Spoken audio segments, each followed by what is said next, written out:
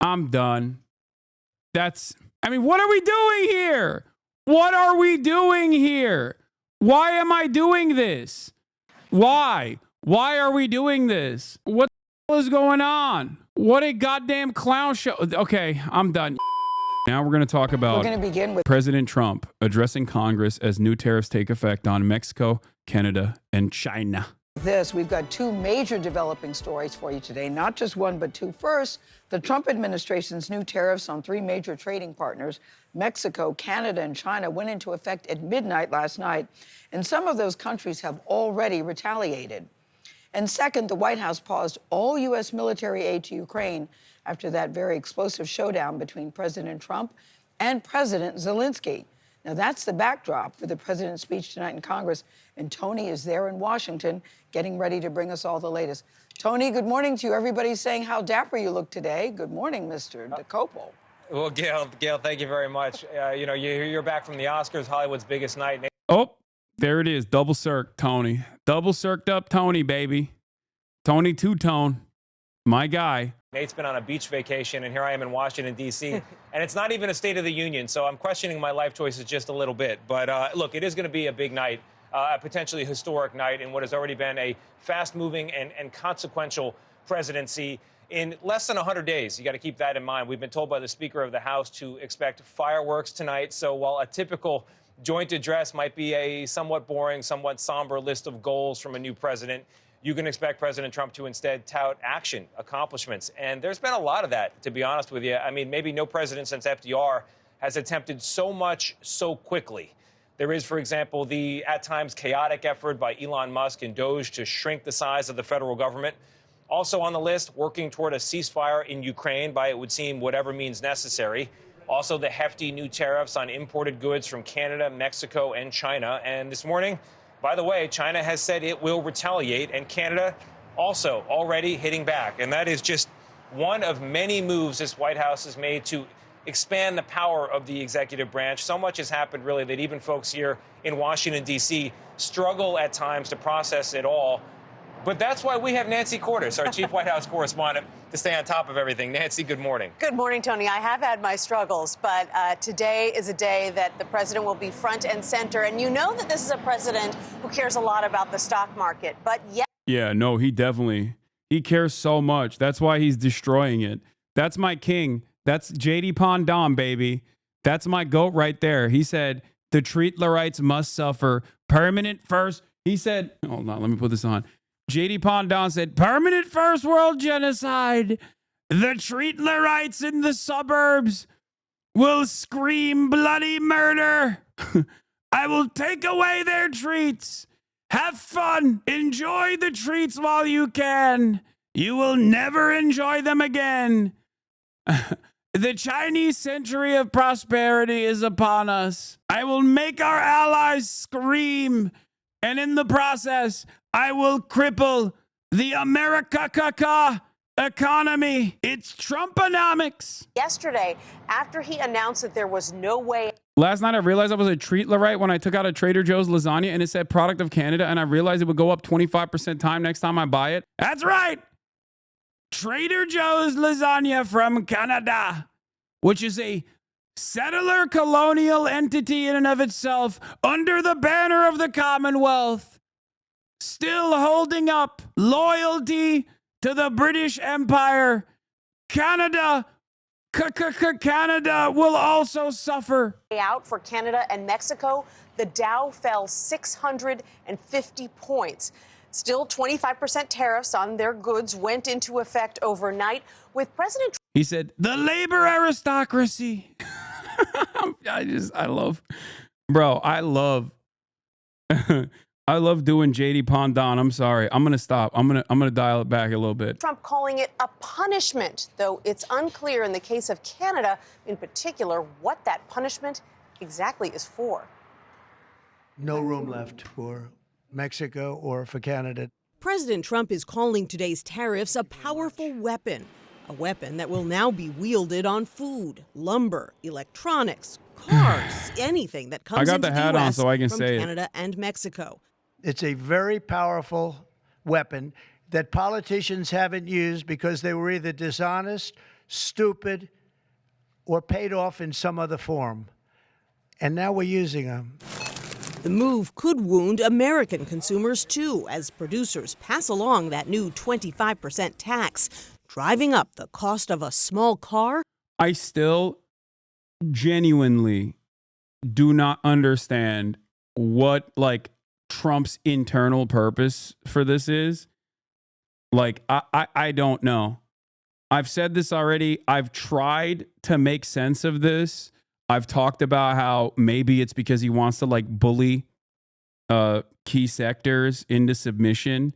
But having said that, this is across the board tariffs. So it's not even divided evenly by sector. There is no, it just does not make sense. It truly feels like he is trying to, it truly feels like he is just trying to break everything. This, like US aid, I understand a little bit more, right?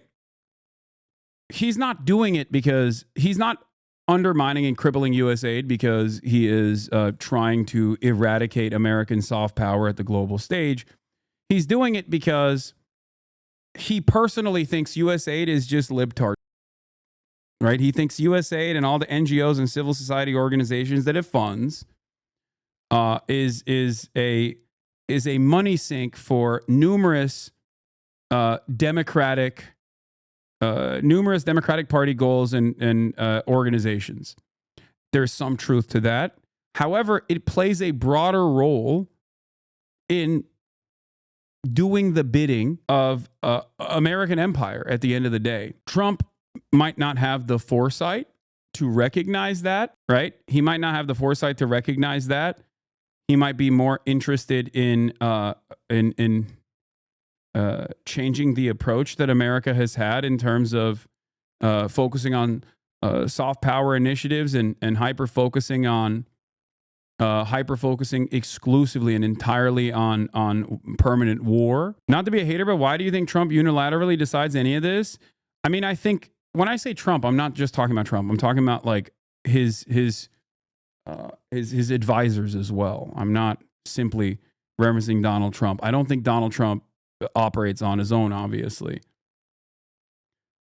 I guess the other point for the tariffs is that it's a regressive tax, and he will use the additional money that they get from tariffs as a way to say, we filled up the government coffers, now it's time to cut the only progressive tax that exists, which is income tax. And even then, there's a million different loopholes. I mean, we've talked about all of this stuff already, but it still does not make a whole lot of sense. By an estimated $6,200, or an SUV by $9,000. So many car components are built across the border. Because of the arbitrary nature of the emergency use of tariffs that are being done, we don't know how long they're going to be in effect. At the end of the day, there is little doubt that consumers will feel the pain of this, but it will also impact consumer demand as well. Economic uncertainty already pushed consumer confidence down in February. This will help Tesla, right? No, it won't. No, it will help zero car manufacturers, because even the cars that are manufactured in the United States of America, because of previous trade agreements, whether it be NAFTA or, ironically enough, the trade agreement that Donald Trump did, NAFTA 2, right, has created this network of back and forth between Canada and Mexico, where they pass the American border into Mexico and pass the border into Canada and vice versa a million times until the car is assembled in the United States of America. That actually ends up, yes, USMCA is what I'm talking about. That actually ends up greatly increasing the cost of the car if they have to pay for all of the different parts that are being manufactured in Mexico or Canada before it makes its way into the United States of America, when every single car manufacturer is paying an entry fee numerous times over. Yes, United States-Mexico-Canada agreement, which was signed on July 1st, 2020. Okay, drafted in the 30th of September 2018, is an agreement that Donald Trump put forth, okay, which was a substitution for NAFTA, North American Free Trade Agreement, which Donald Trump was very much against. But then he basically did the exact same thing. For the people who still don't understand how tariffs work, it is an entry fee that Americans pay for, okay? American importers pay for, just so you understand. It's not paid by the Mexican government and it's not paid by the Canadian government. The negative consequences for trade for the Canadian or the Mexican side will obviously be that people will look for domestic manufacturers instead, or they will go to other foreign nations that provide the same exact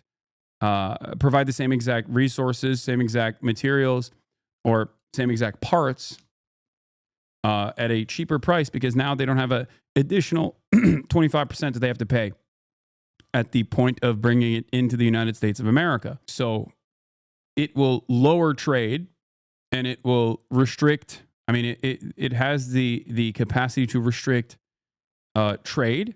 That is why it's often used. I am not anti-tariff across the board. I've said this many times over. I'm not, I'm not against trade protectionist. I'm not against trade protectionism across the board. I do think that there needs to be obviously a competitive manufacturing industry. And the irony here is that for many of the things that if you're doing, across the board tariffs, there is no competitive domestic manufacturing on some of the raw materials, for example, that you need. Like, what are you going to do if it just doesn't exist here? But let's get back. A new CBS News poll, just 24% of Americans say the economy is getting better. This is bad because normally it's the 30% that are like the Trump loyalists that will always say, no, it's getting better. It's so sick now. I love the economy. And even that number has like diminished. He's sub 30 in his super base. Okay. That's not good. 49% said it's getting worse. But President Trump says that tariffs are needed to punish Mexico and Canada for allowing migrants and the deadly drug fentanyl into the U.S. Less than 1% of all fentanyl that comes into the U.S. is apprehended at the Canadian border. So why use fentanyl as a reason? They're only apprehending 1%. You're right about that. It's a little more than that. But they should be apprehending much more because a lot comes through Canada. Again, all the data that we have indicates that that is simply not the case. But what does come in through Canada is about a third of the softwood lumber that this nation uses, which has led analysts to predict that home building prices will be going up. President Trump says that if companies don't like these new tariffs, they can simply move production to the United States. But, Tony, when it comes to things like... What are you going to do? What do you mean? What do you mean? Okay, you don't like the tariffs? It's time to destroy our our forests? Is that what it is? Oh, you don't like the tariffs? Okay, well, sorry. Time to destroy American forests. And Canada just has a lot of trees, man. They have a lot of allocation for this. What are you supposed to do? I mean, we got forests too. Don't misunderstand me. We got forests out here. It's just that, like, I guess he just wants to destroy the remainder of the American forests. Lumber or fruits and vegetables from Mexico, moving it here, not that easy. No, it takes time, and there are benefits that the president is touting, but there could be sacrifices in the short term. Sacrifice is not a word he typically would want to use with the American people. We'll see if it comes up tonight. More on President Trump's tariffs and what they could mean for consumers. Elizabeth Schulze joins us to break down the potential. They announced it yesterday, going to clear 280 million acres of national forest trees. Jesus Christ, dude. I mean, I suspect that it'll be much easier to do these sorts of things when you can't do an impact study because you fired every researcher and you think impact studies are woke and gay. I wonder what the long-term consequences will look like when you're just gutting the remainder of the American forests now. Oh, great. I love having people control the wheel that have no interest in being even remotely reasonable. Just doing absolute death and destruction. Great stuff. Impact. And Elizabeth, what kind of products? You can't ramp up production that quickly. There's also that side of it too, but I'm not even going to get into that. Okay. There's also obviously the fact that you can't just like materialize out of nowhere all of these businesses that seemingly did not exist. You know, you just can't do that. Are going to be affected by these tariffs on Americans' top trading partners. Hey, good morning, Robin. Well, the short answer here is that a lot of products that we buy day to day could get more expensive. Groceries, gas, shoes, clothes, electronics. Mexico, Canada, and China, they accounted for almost half of all of the goods that were shipped into the U.S. last year. And the way that these tariffs work is that American businesses that are importing goods from those countries will now have to pay the U.S. government a higher fee for their products to cross the border. A key goal there is to incentivize companies to rely on domestic manufacturers to boost jobs here. But in the short term, those American businesses will have to decide if they absorb higher costs from the tariffs or if they pass them down to their customers, Robin. Okay, so if companies do pass down the costs, how soon could consumers pay higher prices? Okay, so if these tariffs stay in place, economists expect you could start to see price hikes by Memorial Day. For groceries, it could be within weeks or even days, Robin. So take fresh produce, for example. About 63% of U.S. vegetable imports come from Mexico. Think bell peppers, cucumbers, strawberries, tomatoes, limes, avocados, a lot of that fresh produce. And grocers, they can't really stockpile those foods in advance. So if they decide to pass down the entire 25% tariff, that means your $3 avocado could end up costing $3.75 pretty quickly. Liquor, like tequila and Canadian whiskey, could also get more expensive. And then the auto sector, really another big one at risk here. Automakers rely on thousands of different car parts that are traded between the U.S., Canada, and Mexico. If they are paying more to get those parts, you could end up paying $3,000 more for a new car. And some of the dealers that we've talked to say that they might raise those prices within months, Robin. And many are wondering about gas prices, Elizabeth. Could they go up too? They could. So about 60% of the crude oil that the U.S. imports comes from Canada. Our refineries are actually uniquely built to process Canadian oil. The national average right now for a gallon of gas about $3. Gas Buddy expects that the tariffs mean prices could go up by 15 cents a gallon in the Midwest. That's right. My goat, he's doing it. He's doing it. He's fixing the cost of living crisis by making it so that by making it so expensive that you just die. It's so sick. He's doing it, man. This goes back to the thing that I was talking about initially, the resentment and the jealousy that I have, the envy that I have for Trump getting to do whatever he wants and his fan base just eating it up like it's the most brilliant thing that's ever happened. Like it's the most brilliant thing that's ever taken place. He's doing it again. He could just be like, yep, that's right. You're going to suffer, but it's okay because you deserve to suffer. We are going to deindustrialize the United States of America. The labor aristocracy. The labor aristocracy will suffer the largest penalties for the American empire's cruelty, endless bounty, unequal exchanges over, folks. Okay, let's listen to Maria Bartiromo crashing out at a auto dealership guy freaking out about these tariffs. Chrysler, Jeep, Dodge, Ram. Yeah. Impact. I love that for months, I said, and many other people who understand what's going on said over and over again that this is going to tank the American economy, that this is going to make everything insanely expensive. Okay? We said this over and over again. And for some weird reason, no one on the conservative side ever took this seriously. Like, I don't get it. Dramatic. All of this will make the EU stronger? No, it won't. It absolutely will not. You're wrong. It's sold order for a customer. $80,000 truck. It's $100,000 now. So he's not going to buy the truck. It's going to sit on my lot at the higher interest rates we're paying right now for floor plan, and nobody's going to buy the truck because it just had a $20,000 price increase. Right. Kelley Blue Book will put the number up. They say the average vehicle will go up by about $3,000. Does it sound right to you? No, it will not. We don't have the broad stroke. We don't have the linear, the tight strokes. I just wanted to make my camera smaller so you can see the Dow futures on the ticker in the corner there. Like while all of this is happening, the stock market is taking a nosedive, which is also weird. He said he was going to do it. Why didn't people? This is the other thing that I don't understand. Why is the stock market responding to this now? He's been saying he's going to do this for months at this point. I just do not understand. stocks mostly rebound. I know, but like, I don't know. I don't understand it. I'm too stupid, I guess. I'm too stupid to understand the high IQ games that people are playing on the stock market. But to me, it's a 25% tariff.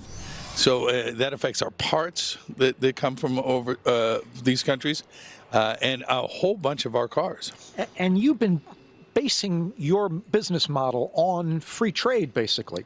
This is what the American Automakers Policy Council says, Maria, in response to this. They say our American automakers invested billions in the U.S. to meet the requirements of the current free trade agreement. They shouldn't have their competitiveness undermined by tariffs that'll raise the cost of building vehicles in the U.S. and stymie investment in the American workforce while competitors from the outside of North America benefit. The German, no tariff on the German cars coming in now. No, they're Japanese. They're going to be okay. But think about it. We built our business around that. The OEMs built their business around that, and now it changes on a dime. And we can't build a $4 billion plant overnight in the United States. So I think building in the United States is great. I think enhancing the participation from the other countries on the other things, but this is pretty radical. I hear you. There you go, Maria, where the rubber meets the road here. All right, great. Yeah. Pennsylvania. Yeah, exactly. Jeff, thank you. Thank you so much. Jeff Flock at the Dodge Ram plant. Not plant. It's not a plant, Chris. They're selling cars. Thank you, dealership. But you know what? Let me ask you this, okay? Yes. How many Dodge Rams do you see driving around Europe? Okay. I once again am asking Amerifat morons why they do not make cars that are appropriate for the European market and then sit there and demand that they drive these behemoth tanks on roads that cannot sustain them. Make better cars. It's so stupid. Make smaller, fuel-efficient cars with smaller engines. That's it. Abide by EU standards and regulations. The Chinese car manufacturers never turned around and were like, no, you're going to drive our version of these vehicles. We don't care. They looked at the market and they were like, okay, we'll make these incredibly competitive and very cheap electric vehicles, and we will flood your market, and they will be impossible to compete with on a price point because we're heavily subsidizing it. Okay? That's it.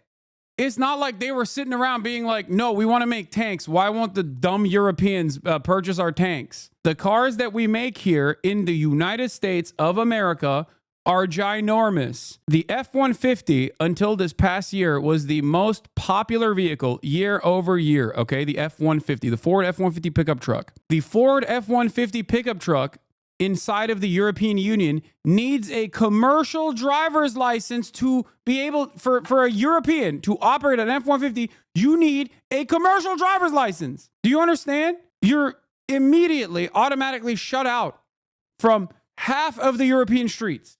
You can't go into any European cities. It is ginormous. What are we doing here? It's so frustrating. Where they're like, why won't they buy our tanks? Why won't they do that? They made the calculation that the American cultural exports will eventually lead Europeans to want street tanks, and to some extent it's working. I see way too many Ram 1500s on the road here in Austria. Wait, really? I thought you meant Australia. I was about to say, well, they have a Ute culture over there, but Austria? That's crazy. How many Dodge Rams do you see driving around India? I mean, not many, I bet. Why? Because they don't buy our cars. And that's what President Trump is trying. Yeah, also, that's the other thing. Toyota literally sells different cars in the U.S. to match our needs and interests. You won't find a Tundra or Tacoma in the heart of Tokyo when they can't fit in the side roads. Exactly. Even the Tacoma has become ginormous. And then you have the Tundra, which is the American competitor. It's crazy. I hate it. I hate that the one good thing about the European Union is walkable cities and a walkable infrastructure and public transit. And that is partially because, you know, they did that before the American brain rot set in. Okay, they did that. And now we're just like going to force their hands and be like, nah, dude, you have to have these tanks. You have to literally rebuild your cities, destroy the public transit so that you can have Ford F-150 pickup trucks driving around. You have to literally destroy what remains of like the parks and whatnot so you can create these ginormous parking lot structures.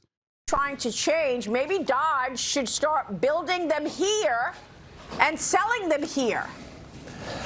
Also, Ford, GM, and Citroën do the same thing. They have non-American models in the EU, for example. It's a common gripe with the EV community. These American automakers being cool EVs everywhere but the US. Think shooting brakes, saloons. Why are cars so thick now? Like, is it just American brain culture nonsense? No, it's partially because of CAFE standards that if you make a vehicle so large that it just like becomes a commercial vehicle, basically, but you can still sell it as a regular vehicle.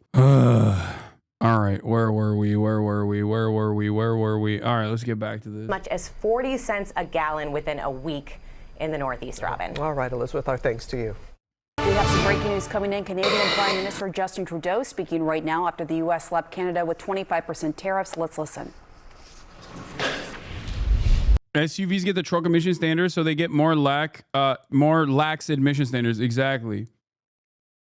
It's a way to take advantage of a regulatory loophole, because that's how everything works in this goddamn country, because everyone is a charlatan. So today, the United States launched a trade war against Canada, their closest partner and ally, their closest friend. At the same time, they're talking about working positively with Russia, appeasing Vladimir Putin, a lying, murderous dictator. Make that make sense. Canadians are reasonable, and we are polite, but we will not back down from a fight. Not when our country and the well-being of everyone in it is at stake. At the moment, the U.S. tariffs came into effect in the early hours of this morning, and so did the Canadian response. Boom. Canada will be implementing. Yeah, enjoy not having maple syrup, you American dummies. I'm kidding. Obviously, there's so much more than just maple syrup. Let's be real, but 25% tariffs against $155 billion worth of American goods. Starting with tariffs on $30 billion worth of goods immediately, and tariffs on the remaining $125 billion of American products in 21 days' time. Should these tariffs not cease, we are in active and ongoing discussions with provinces and territories to pursue several non-tariff measures. Measures which will demonstrate that there are no winners in a trade war. Now, just like I did a month ago, I want to speak first directly to the American people. We don't want this. We want to work with you as a friend and ally. And we don't want to see you hurt either. But your government has chosen to do this to you. As of this morning, markets are down, and inflation is set to rise dramatically all across your country. Your government has chosen to put American jobs at risk, at the thousands of workplaces that succeed because of materials from Canada or because of consumers in Canada, or both. They've chosen to raise costs for American consumers on everyday essential items like groceries and gas, on major purchases like cars and homes, and everything in between. They've chosen to harm American national security, impeding access to the abundant critical minerals, energy, building materials, and fertilizers that we have and that the United States needs to grow and prosper. They've chosen to launch a trade war that will, first and foremost, harm American families. They've chosen to sabotage their own agenda that was supposed to usher in a new golden age for the United States. And they've chosen to undermine the incredible work we've done together to tackle the scourge that is fentanyl, a drug that must be wiped from the face of the earth. So on that point, let me be crystal clear. There is absolutely no justification or need whatsoever for these tariffs today. Now, the legal pretext your government is using to bring in these tariffs is that Canada is apparently unwilling to help in the fight against illegal fentanyl. Well, that is totally false. Let's look at the facts. Our border is already safe and secure. Far less than 1% of fentanyl flows and less than 1% of illegal crossings into the United States. I think one of the funniest aspects of this is like Trudeau is like subtly trying to throw Mexico under the bus here and also fact-checking Trump. But what's hilarious about it is that Claudia Sheinbaum did her version of this as well, which is that Claudia Sheinbaum said the objective reality, which is that, is trafficked into the United States by American nationals for the American public consumer. Okay? That's it. It's the truth. American citizens are the ones who are trafficking into the United States of America for the consumption of other American citizens. Okay? And in the process, those American citizens also defend the cartel's interests by giving them endless amounts of weapons. We are a belligerent state that is actively ruining the lives of countries that unfortunately are near our national boundaries. But God forbid we take ownership over any of that. No, it must be the Guatemalan abuelas, United States comes from Canada. But we acted because we know we can always do better. We responded to concerns, including from the president, by implementing an ambitious $1.3 billion border plan. A border plan that includes generational investments in new AI and imaging tools to stop the flow of fentanyl in its tracks, stronger coordination and information sharing with American agencies, along with the deployment of drones, helicopters, and additional personnel to keep our border secure. Now, a month ago, as part of an agreement with the United States that paused the tariffs, we made further commitments. We appointed Kevin Brasseau as our fentanyl czar, a man who dedicated his multi-decade career in law enforcement to combating organized crime networks and drug trafficking. We designated 7 drug cartels, sick, evil groups who cynically profit off the pain and suffering of people on both sides of the border, as the terrorist organizations that they are. And just yesterday, we launched a new joint operations partnership supported by a $200 million investment between Canada's security and law enforcement agencies, a partnership that will enhance the coordination of information and intelligence in order to thwart criminal gangs involved in the illegal fentanyl trade. He spends too much time on this. Trump does not care even a little bit about fentanyl. What's really interesting is he's doing the same thing that Zelensky did, which I think might have made sense in the past, maybe, but doesn't currently make sense for present day America, which is respond reasonably and try to reason with the American audience by sidestepping Trump. Okay? He's not talking to Trump here. He's talking to the Americans. Okay? He's being like, oh, your president is lying to you about this stuff. Please listen to what I have to say. Please listen to reason. And I think it's a foolhardy endeavor. Maybe I'm wrong, but I just don't think that a lot of these Americans will ever hear out what Justin Trudeau is saying.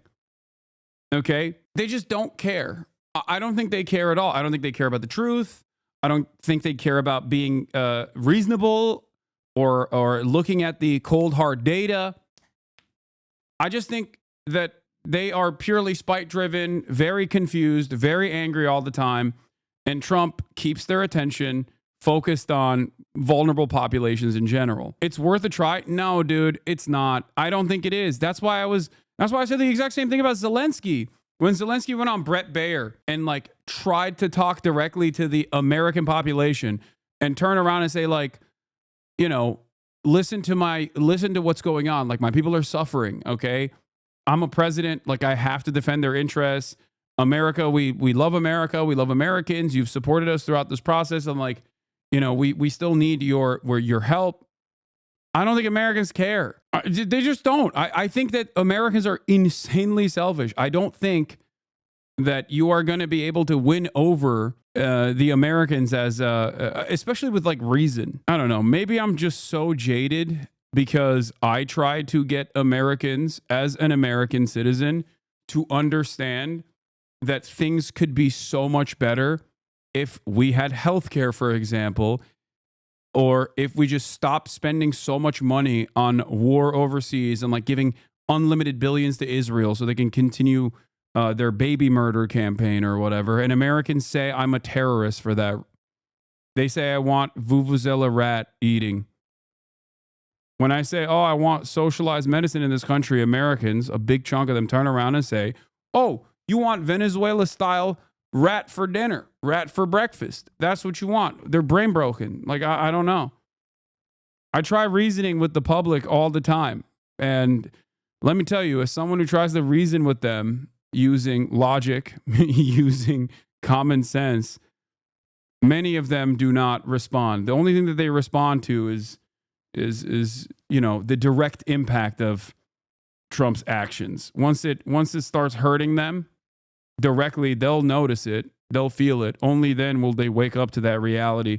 And even then, many of them will still go, oh, it's because we haven't like done enough cruelty to migrants or something. Critically, our actions are working. As the U.S. Customs and Border Protection just you are not the leader of a country. There was a 97% drop in fentanyl seizures from January compared to December, to a near zero low of less than half an ounce seized in January, even with all the further enforcements and actions we've taken at the borders. In sum, we stepped up. We engaged closely and constructively with the president and his administration. We did everything we promised. We stuck to our word. And we did it because we believe in working together to protect our citizens. Now I want to speak directly to one specific American, Donald. In the over 8 years you and I have worked together, we've done big things. We signed a historic deal that has created record jobs and growth in both of our countries. We've done big things together on the world stage, as Canada and the US have done together for decades, for generations. And now we should be working together to ensure even greater prosperity for North Americans in a very uncertain and challenging world. Now, it's not in my habit to agree with the Wall Street Journal, but Donald. Because he's woke. Because he's woke and he is Fidel Castro's next of kin. That's why. Because Justin Trudeau is a communist. They point out that even though you're a very smart guy, this is a very dumb thing to do. Yeah, look, the thing is, I will say this much, okay? Part of the reason why I'm not anti-tariff across the board is because I do think that it has the capacity to beef up domestic manufacturing, okay, if done correctly. If it's managed through unions like the UAW, for example, and they play a big role in how manufacturing can be increased, for example. I just don't trust the Donald Trump administration to actually actively give a seat at the table to the UAW, though. I think it could be done correctly. It just can't be blanket tariffs across the board for each individual nation. What he's doing here is basically breaking the toys that America benefited from for years and years and years. That's all he's doing. Trade negotiations that he actually renegotiated. The USMCA is the United States, Mexico, Canada agreement is literally NAFTA 2. Donald Trump implemented that. Okay? So when he turns around and he's like, yeah, I don't want it no more. What I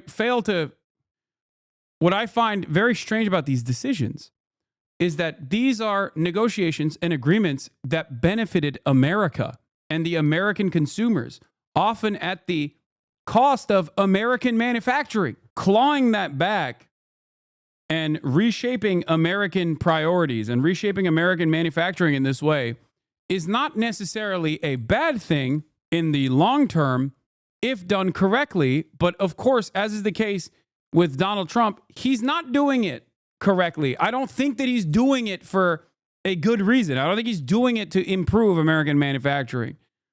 But to be fair, I also don't know what he is trying to do anyway, because so much of the Trump administration is just genuine insanity. Yeah, we'd have to do China level central planning to actually reindustrialize. Just doing blanket tariffs makes no sense. I know. We two friends fighting is exactly what our opponents around the world want to see. And now, to my fellow Canadians, I won't sugarcoat it. This is going to be tough, even though we're all going to pull together, because that's what we do. We will use the craziest thing to watch is a leftist who was in the streets in the 90s and early 2000s against these trade agreements. Yeah. How do you think he's going to get out of it? I don't even know what the hell he's doing. I've just never seen a right-wing administration behave like this.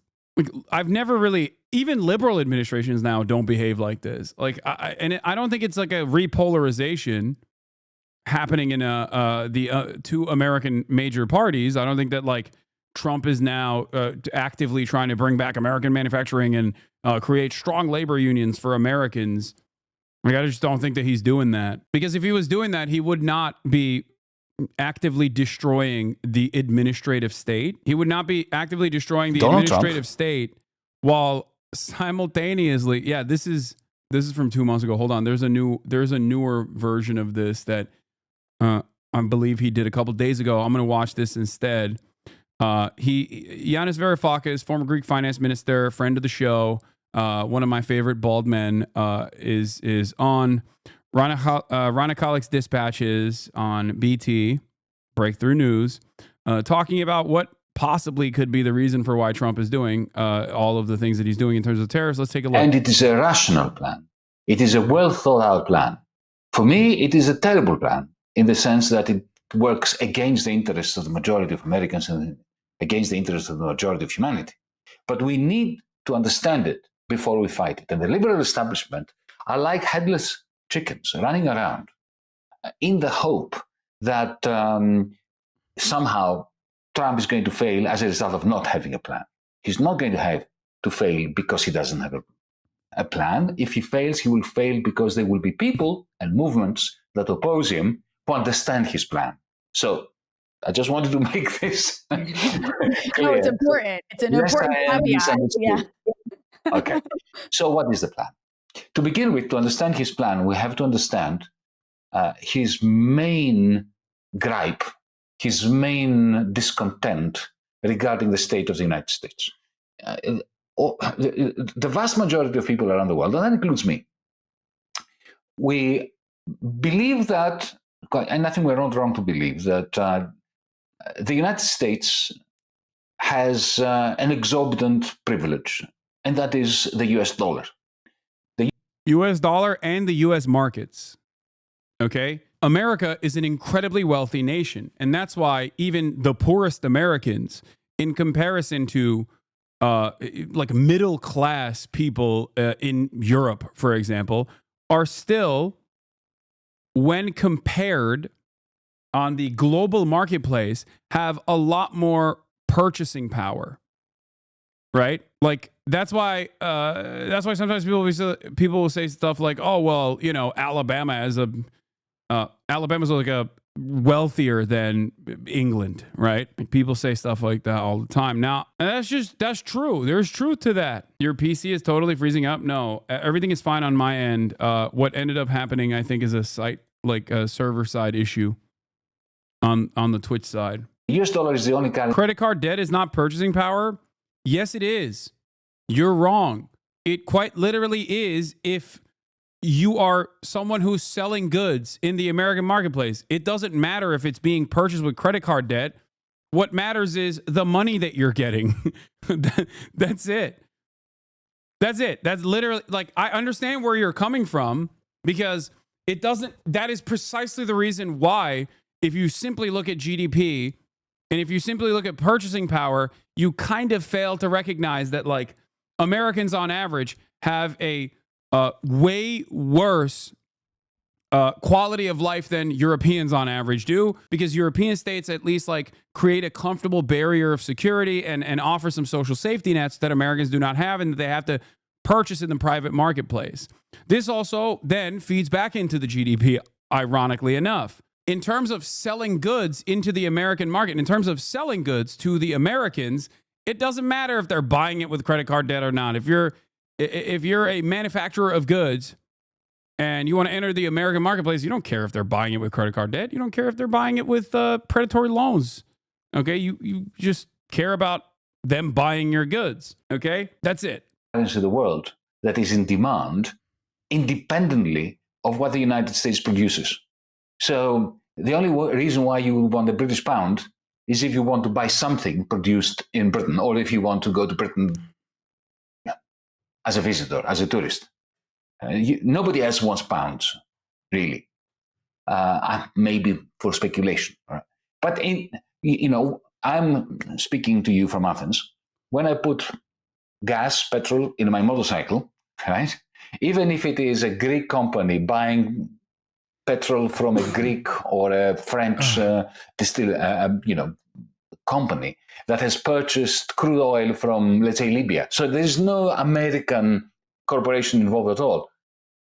That act of purchasing gas for my motorcycle increases. Fix your PowerPoint, bro. I think, Chatter, I think it's a you issue. I think you're gonna have to refresh. The stream is, I believe, fine for everyone else. The demand for dollars because oil is denominated in dollars. So that's exorbitant privilege of the United States. It's what allows, as I was saying before, the Germans to keep selling their net exports to the United States, the Chinese to do this, the Japanese to do it, and how this is all recycled through Wall Street, and it becomes rents for the rentier class in the United States. It becomes rents for the bankers in Wall Street, and so on and so forth. But Trump, while understanding all this and loving it, he loves the fact that the dollar has these exorbitant powers for the United States ruling class, and he's one of them. Nevertheless, he sees this exorbitant privilege also, or primarily, as an exorbitant burden. From his perspective, he's a nationalist. He doesn't like the fact that the United States can no longer build nuclear submarines because you don't have an engineering sector anymore. You're not producing enough steel. He once said back in the 80s, in 1982, 83, I saw a quote from him, that if you don't have steel, you don't have a country. And America is not producing steel anymore in any substantial quantities. It's China primarily, and also Germany. So for him, this exorbitant privilege, which he adores, comes with the exorbitant burden of effectively shrinking the United States. But then he has also an economic theory behind it, which leads him to conclude that this exorbitant privilege is not going to last long, that carnage will come to the United States. And I don't think he's wrong on this. His argument is this. Now, why does the United States have such a large trade deficit vis-a-vis Germany, Japan, China, and so on? Why is it that the market doesn't work? Because if Paul Krugman and all the other liberal establishment economists were right, that markets work to equilibrate through demand and supply prices, interest rates, and exchange rates, the dollar should have fallen because America has a trade deficit. Every country that has a trade deficit, its currency comes down. But why is the dollar not coming down? Because it has this exorbitant privilege, because people want it for other reasons. But from the perspective of Trump's team, not just Trump, but he has a team of economists around him who are not dodos, who are, quite smart.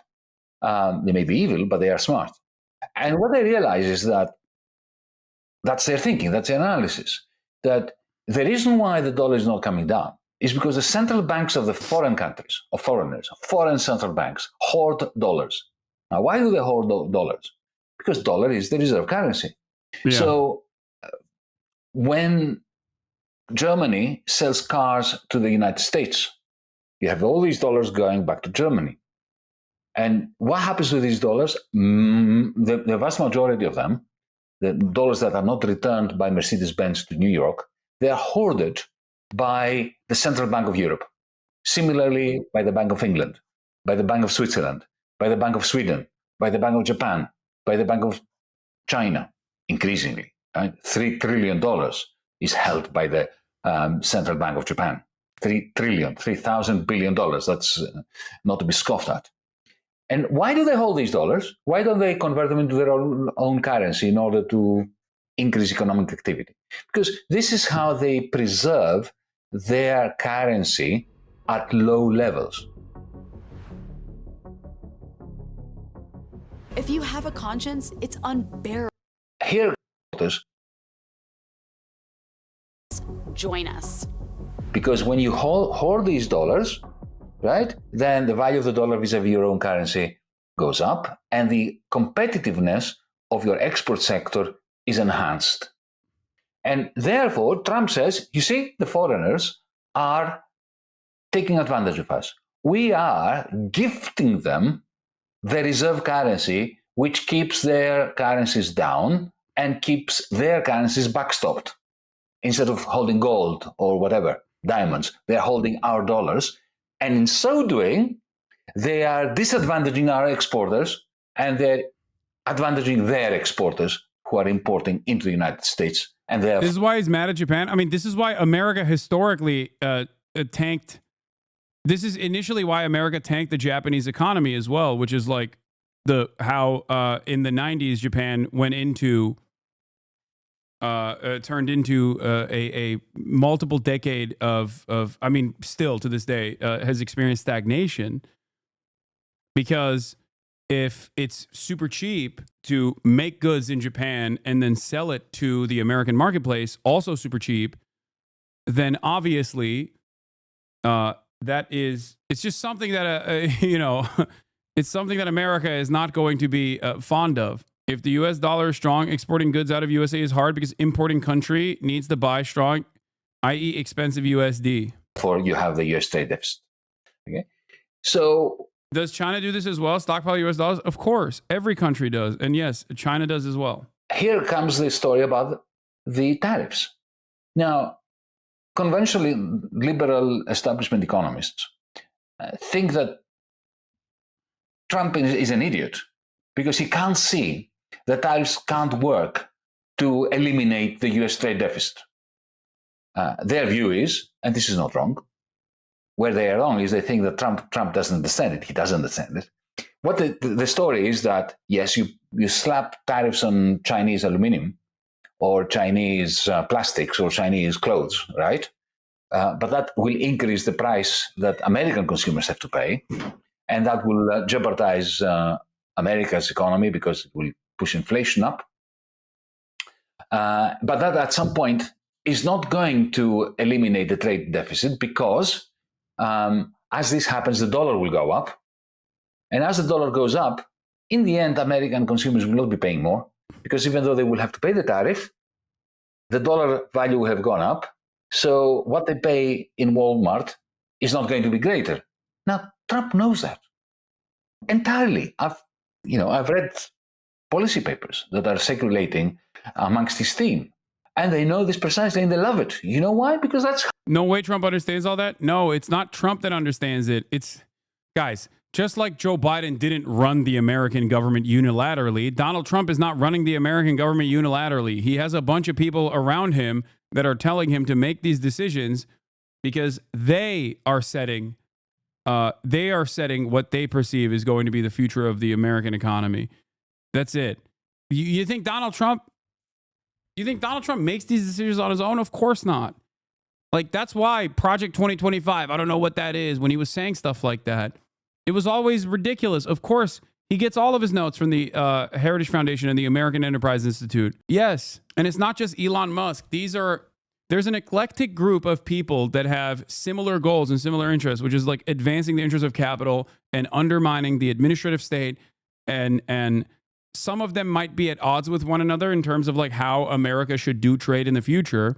And that's a pretty significant disagreement. But ultimately, right now, as it stands, all of these guys are just holding on. Okay?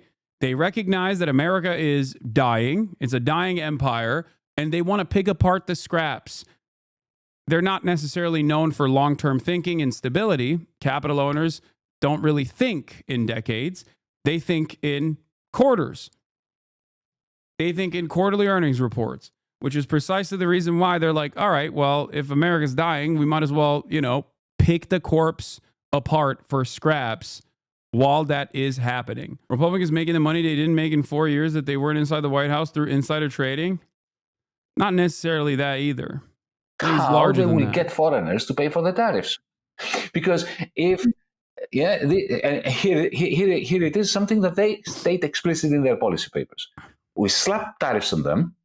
Their central banks will immediately reduce their interest rates to absorb the recessionary shock to their own economies from our tariffs. As they reduce interest rates, their currency is going to go down. The dollar will go up. In the end, the import prices, the prices that Americans pay, will not have changed much, but something will have changed. The trade deficit will not be eliminated, but one thing will have changed. The foreigners will be paying us money. They will be paying for the tariffs. And that for the US administration, for the Trump administration, is great.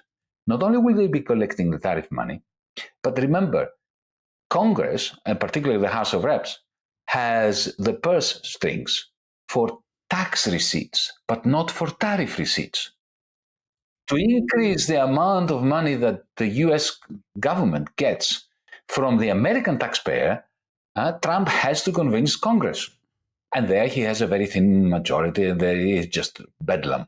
He really doesn't want to have to negotiate with Congress. I thought the prices were supposed to go up. Is that not true? No, I think it will.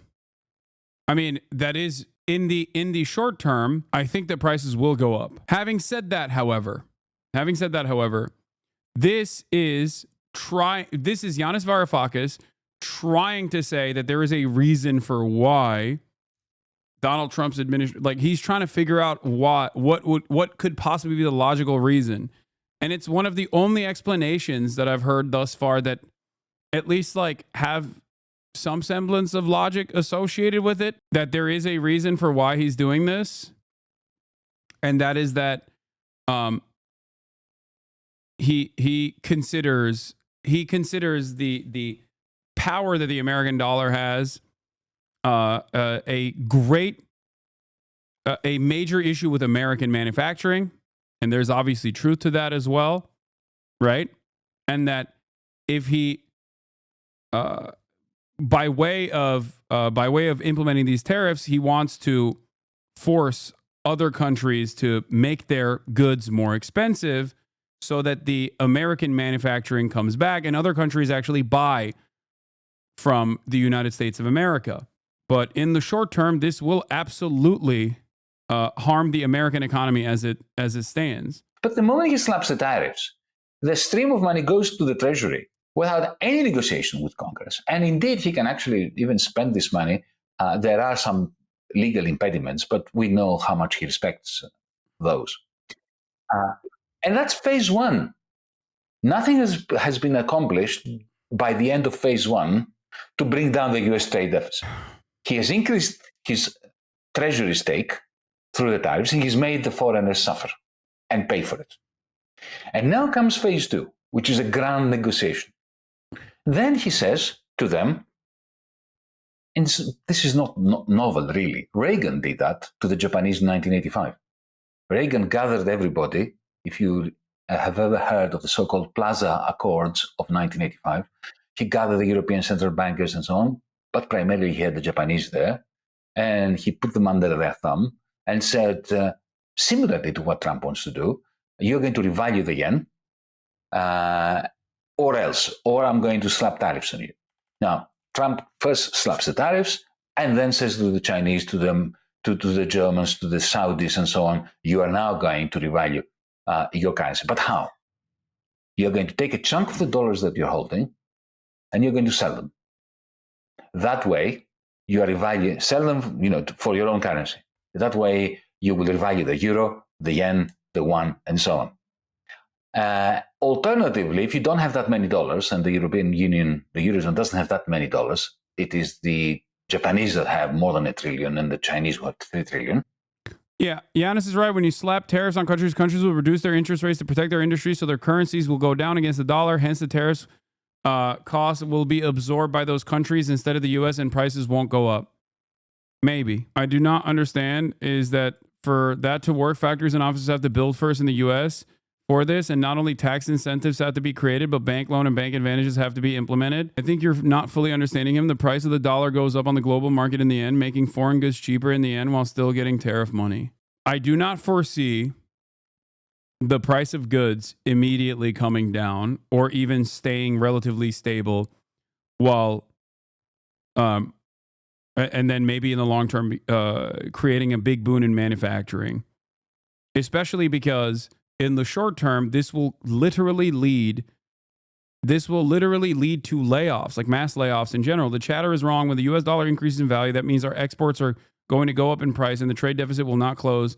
The U.S. also relies on non-substitutable goods abroad. Yeah.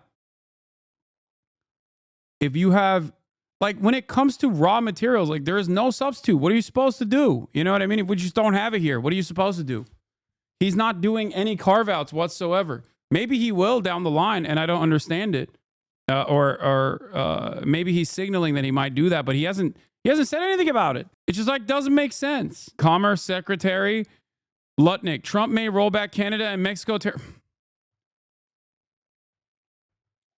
I'm done.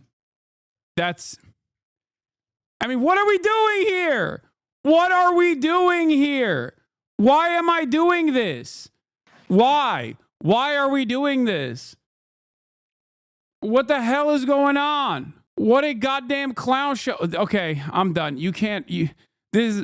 I'm officially placing Trump in the unique position that I've only placed one other global leader on, the Vladimir Putin insanity position. Okay, that's it. Officially, I'm done looking for reason behind his actions. I'm lying. I will always still try to find a logical reason why he's doing the things that he's doing, even if I disagree with it. But goddamn, it's just like April Fool's ass tariffs. The goal isn't entirely to bring manufacturing back to America. When the Canadian loonie goes down in worth and the American dollar gains value, America can then purchase the same Canadian products, lumber, etc., at a lower price since the American dollar is stronger. One day, just like your suspension, yeah. Donald Trump pulled a classic Hasanabi bait and switch. I think in terms of what he wants, I heard he talked about banking again this morning in a tweet, which doesn't make any sense because American banks, there's about 16 American banks currently active in Canada holding about $113 billion worth of assets in this country. So the American banks are alive and well and prospering in Canada. It's an example of not really being able to see what it is that he wants, because even the excuse that he's giving for these tariffs today of fentanyl is completely bogus, completely unjustified, completely false.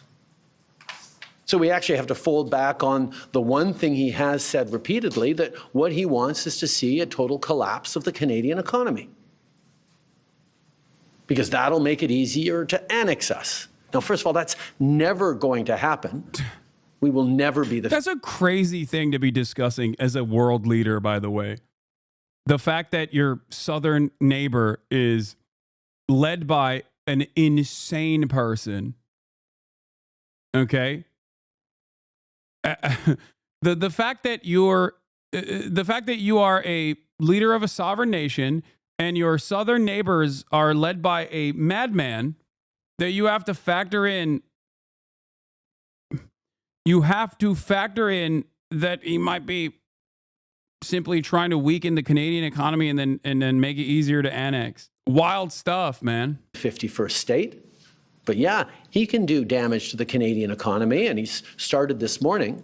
But he is rapidly going to find out, as American families are going to find out, that that's going to hurt people on both. Welcome to Eastern Europe. Yeah. And yeah, we're probably... Yeah, he's doing the United Socialist States of America, okay? He's doing the United Soviet States of America. USA. You just add one more S, dude. It's over. Canada is it's not balkanizing. We're turning it into USA. Yugoslavia, the glorious Yugoslavia-ification of North America, the North American continent. Probably going to keep booing the American anthem. But let me tell Americans, we're not booing. Similar to what? Similar to Ukraine worrying about Russia? Look, I'm not making predictions. Like I said, I've learned my lesson from the past, okay? Donald Trump is a madman. I'm not making predictions about Donald Trump, just like I don't make predictions about Vladipoo, okay? They sometimes do some insane stuff, okay? They engage in insanity. Sometimes it's hard to figure out what the logical through line is. We're not booing your teams. We're not booing your players. We're booing a policy that is designed to hurt us. And we're insulted. And we're angry. But we're Canadian, which means we're going to stand up for each other. We're going to fight. And we're going to win. Trump was Governor Trudeau on notice for criticizing tariffs. Please explain to Governor Trudeau of Canada. Governor. He calls him Governor Trudeau because he's saying like it's a part of the American empire now. That when he puts on a retaliatory tariff in the U.S., our reciprocal tariff will immediately increase by a like amount.